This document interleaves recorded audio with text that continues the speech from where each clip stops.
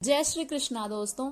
अष्टावक्र गीता के 7वें प्रसंग के चौथे सूत्र में राजा जनक कहते हैं, नात्मा भावेषु नो भावः तत्रानन्ते निरंजने इत्यसक्तो स्पृहः शांत एतदेवाह मास्थितः। अर्थात आत्मा विषयों में नहीं है और विषय उस अनंत निरंजन आत्मा में नहीं है। इस प्रकार मैं अनासक्त हूँ, स्पृहा मुक्त हूँ और इसी अवस्था में स्थित हूँ। कहने का भाव यह है कि आत्मा का जो विषय है उससे कोई संबंध नहीं है, क्योंकि विषय जो है वो इंद्रियों के होते हैं। आत्मा विषयों से रहित है और विषय भी उस अनंत निरंजन आत्मा में नहीं होते हैं। दोनों ही एक दूसरे में निहित नहीं है। आत्मा ना तो विषयों में है और ना ही विषय आत्मा में है। इस प्रकार से मैं आत्मस्वरूप हूँ, इसलिए मैं अनासक्त हूँ, स्पृहा रहित हूँ और इसी अवस्था में स्थित हूँ। राजा जनक कहते हैं कि शरीर के साथ इंद्रियां और मन है। हमारे शरीर में मन और इंद्रियां हैं जो विषयों की तरफ आकृष्ट होती हैं।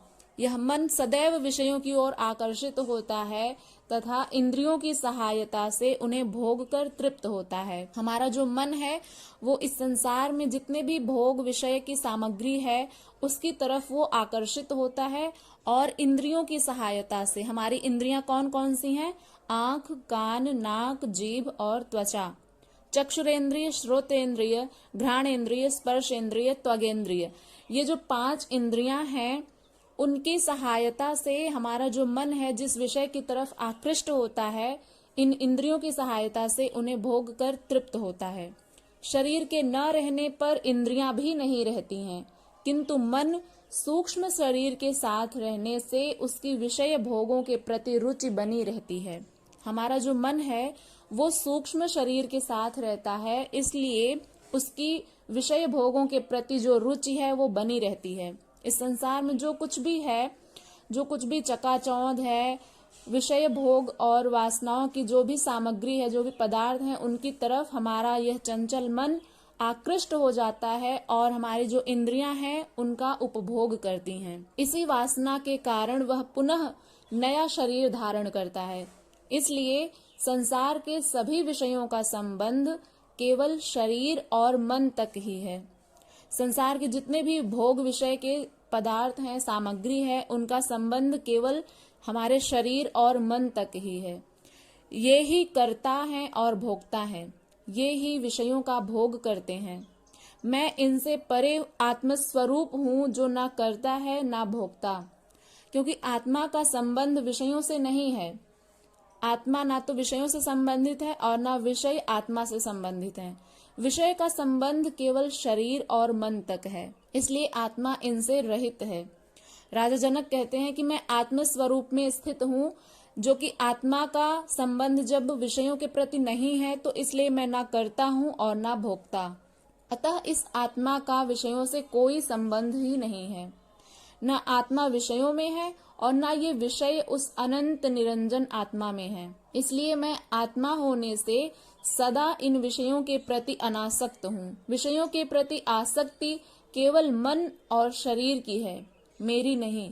इसलिए मैं स्पृहा मुक्त हूँ, मेरी विषयों में कोई इच्छा नहीं है।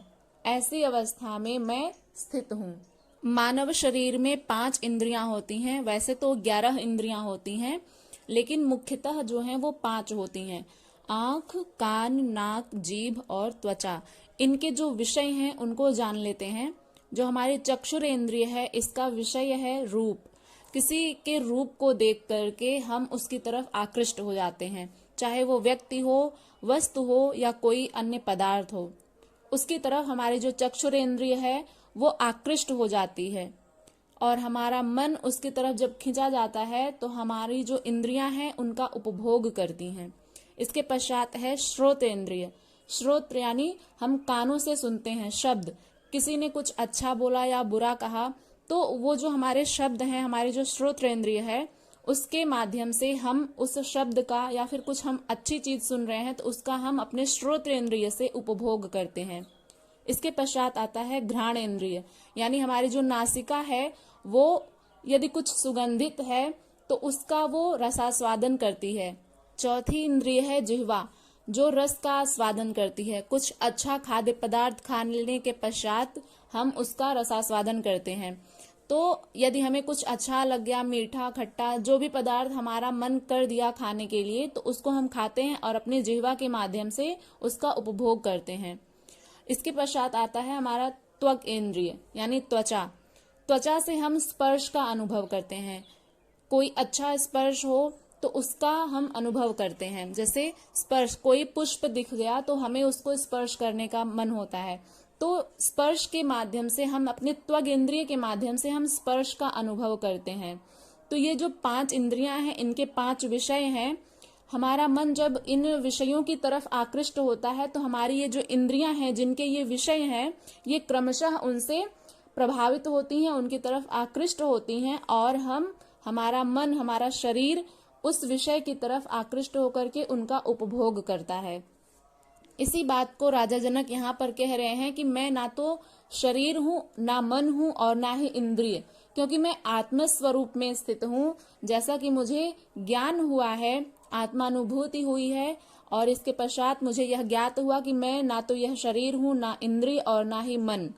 इसलिए शरीर, मन और इंद्रियों के जो ये विषय हैं, ये केवल उन्हीं तक ही सीमित हैं। आत्मा का इनसे कोई संबंध नहीं है। आत्मा ना तो किसी की तरफ आकृष्ट होती है और ना ही उसका किसी के साथ कोई संबंध है। कि जैसे चक्षुरेंद्रिय का संबंध रूप से है तो वो रूप को देख करके आकृष्ट होती है, लेकिन आत्मा का संबंध इनसे नहीं है। इंद्रियों का विषयों के साथ संबंध होता है, लेकिन मैं जबकि आत्मस्वरूप स्थित हूँ तो मुझे इनके तरफ आकृष्ट होने की आवश्यकता ही नहीं है, क्योंकि मैं आत्मस्वरूप हूँ और आत्मा का ये गुण धर्म नहीं है कि वो इन विषयों की तरफ आकृष्ट हो। ये केवल इंद्रियों के ही विषय होते हैं।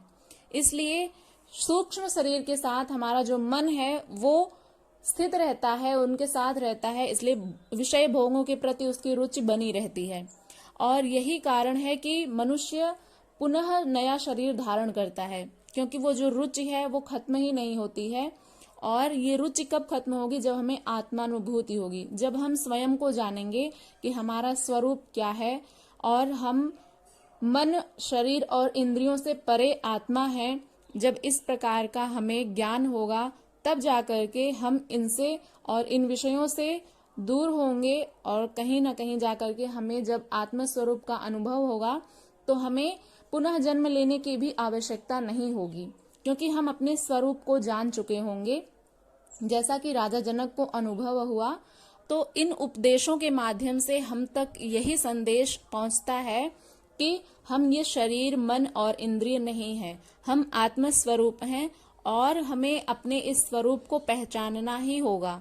यदि हम चाहते हैं कि हमारा पुनः जन्म ना हो और हम स्वयं को जान लें, तो इन उपदेशों को हमें आत्मसात करना होगा, अपने आप को जानना होगा कि हम कौन हैं। आशा करते हैं कि आप लोगों को ये सूत्र समझ में आ गए होंगे और ये उपदेश आपको कैसे लगे, आपने इस वीडियो से क्या सीखा, कमेंट बॉक्स में जरूर बताइएगा। और यदि आप चैनल पर नए हैं तो सब्सक्राइब करके बेल आइकन को प्रेस कर लीजिएगा, ताकि आने वाली हर वीडियो की नोटिफिकेशन सबसे पहले आप तक पहुंचे। और यदि ये वीडियो पसंद आती है तो इसको ज़्यादा से ज़्यादा लोगों तक शेयर भी करिएगा। मिलते हैं अगली वीडियो के साथ, तब तक के लिए अपना ध्यान रखिएगा। हरे कृष्णा।